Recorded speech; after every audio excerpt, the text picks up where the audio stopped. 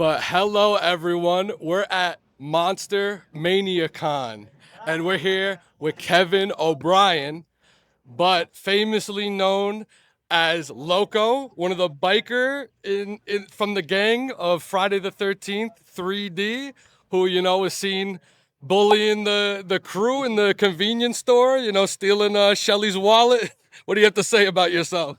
Well, I got my just desserts with a pitchfork. What? Oh my God! You should start signing the pitchfork. Right. Yeah, that's easy enough to draw. Oh my God! But we're celebrating 4 decades, over 40 years of this film. Did you expect that? No, I think it was just a horror movie which went, but instead it went, shoo, and then VHS happened, and then DVDs, and then children like yourself were raised on it. Yeah. Then we had HBO and constantly running. And to And this it's, day, people are still discovering it for the first time. yeah, but Uh, it's a part of so many people's childhoods or memories that they have a fondness for it. And it's a silly, fun movie.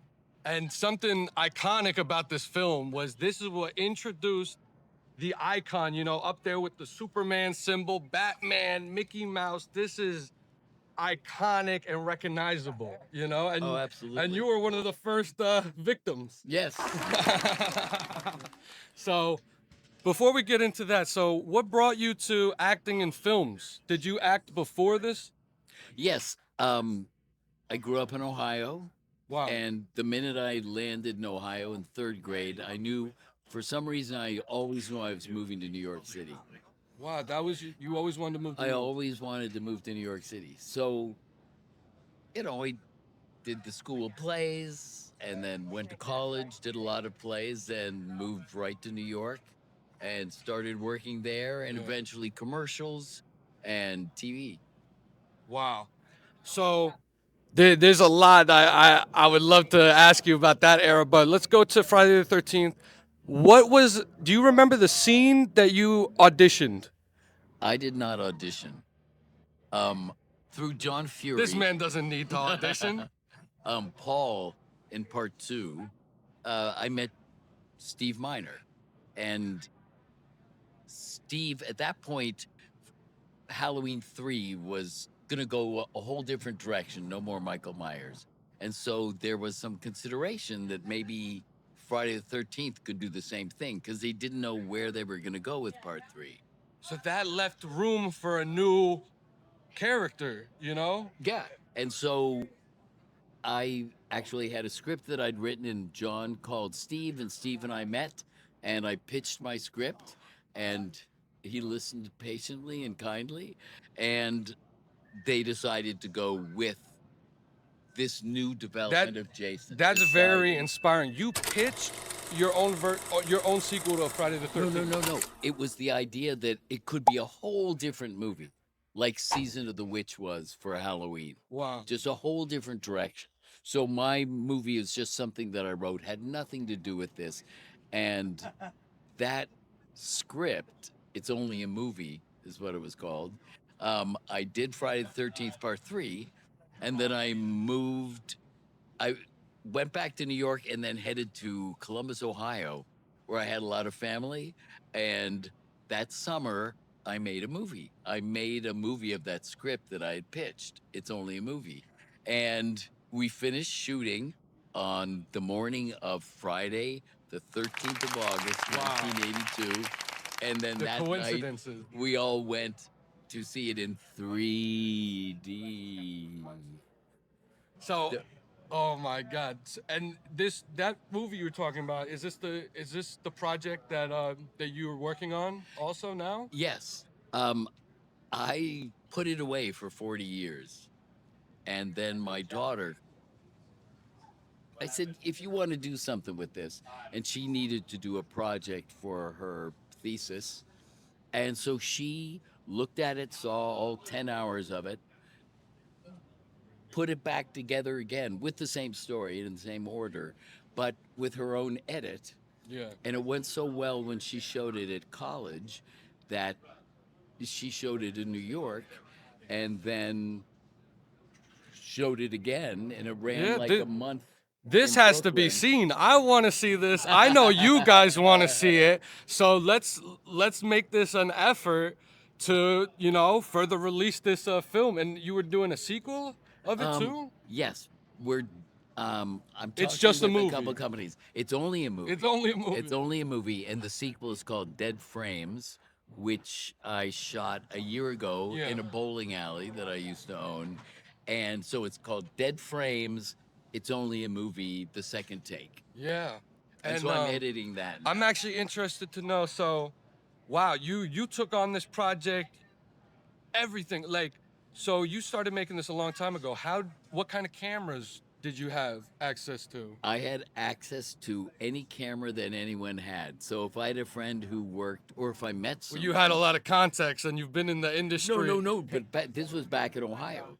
Oh, So like wow. my sister had a friend who worked at Channel 7, the ABC local place. Yeah. And he said, well, you know, you can borrow my camera for, and then someone else worked at the AV department at a community college. And Yeah. he said, oh, you can borrow. So it was shot on VHS, and On some of tape. it was shot at beta. Yeah, yeah. But this is how Yeah. TV shows and how productions were made. Yeah. Many. So Yeah. it's a big camera, but it was a tape camera. And so when I edited It's Only a Movie, I edited it from VHS to beta, back to VHS to beta, Yeah. just stop, Like, record. you had to copy the tapes and yeah, and yeah. do I stuff? would just copy this scene onto this And tape. this is before then- computer, Oh, before yeah, computer yeah, yeah. editing. We had computers that were a whole room. Yeah, and that's very different from Friday the 13th. They used film, 35 millimeter, Yes, 32 millimeter. with a newly developed 3D camera. Yeah, so it was a 3D camera that they used for this For Friday the 13th. because yeah. it was a 3D movie. Yeah, and it was a new development. They had developed Yeah. this camera, and this was the first time it was going to be used. And it was probably one of the first 3D movies since maybe the classic monster movies of yesteryear that this was a new thing.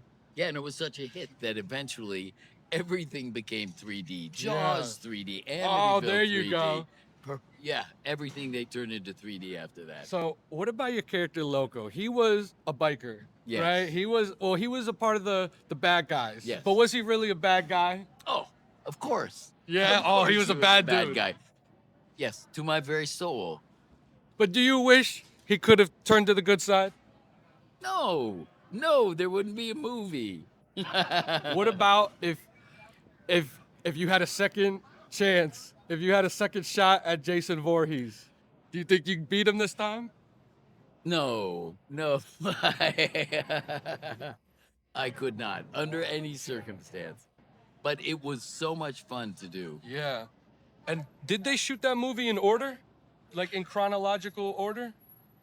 Pretty much once we got to the barn, the farm, the cabin, Yeah. then we did, the first thing we did was the grocery store I was gonna ask, so that was the first scene Yeah. you guys did? with Shelley and, Loco and Fox and Ali Yeah. and Vera. And what was it like working with them? Oh, it was fun. I mean, it was a fun shoot. Everybody was great. Because you were on the dark side, you know, and now you're here. You're part of the crew now. Right. So it's funny that, it was just a whole different direction because we didn't know what Friday the 13th Part 3 was going to be. So we go, oh, is it going to be a biker movie? No, they killed us off. Yeah. So, And what did you think of your fatality scene where you get taken out? it was great fun. It was great fun. And I like the fact that then I come back when he throws my body off the barn. Oh, that's something we then gotta I look out come for. Back like hanging from a tree. So I got to come back a couple more times. And so if we look you up, you have so many credits to your name: TV shows, films. What is it, Warlock? Warlock is a good movie. Can you tell me about that film? Another Steve Miner film. Oh, really? Yeah. There's a connection to Friday the 13th. Yeah. there. So it's Witchery, Salem, and then into contemporary 1987 Yeah. LA. And And it's a fun movie. And you've been on TV for many years. Yeah. Yes, I guess IMDb is the way to go. I'm being called away.